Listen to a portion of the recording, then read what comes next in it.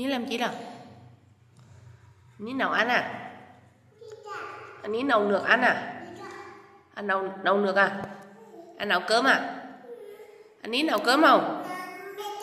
Anh nấu mì tôm không? À rồi ai anh Ní nấu mì tôm cho mẹ ăn không? Ní nấu mì tôm cho mẹ ăn nha. Chín chưa đâu? Chưa chín à? Rồi hay. Nấu nhanh nhanh cho mẹ ăn với mà. Ôi trời giời ơi. Trời ơi.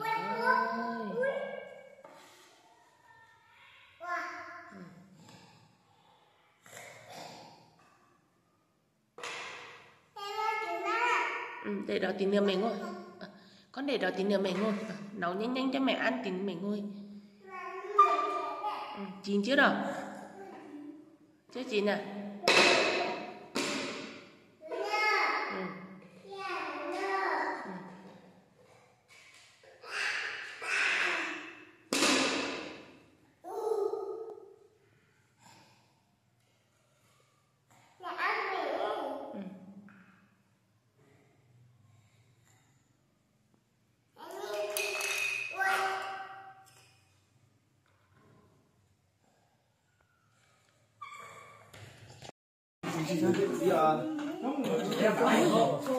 Chị mù mê gì xong rồi thôi trên thì đó là so với trong nửa sinh dư nếu tôi nói nếu nửa xí dứa không chiêu rồi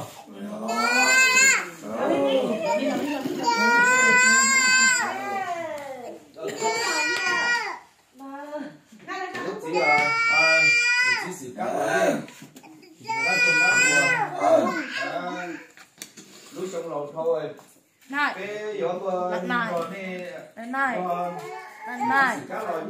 này giữa có lúc xong rồi chê giữa có lúc xong rồi chê giữa dùng chiếc mà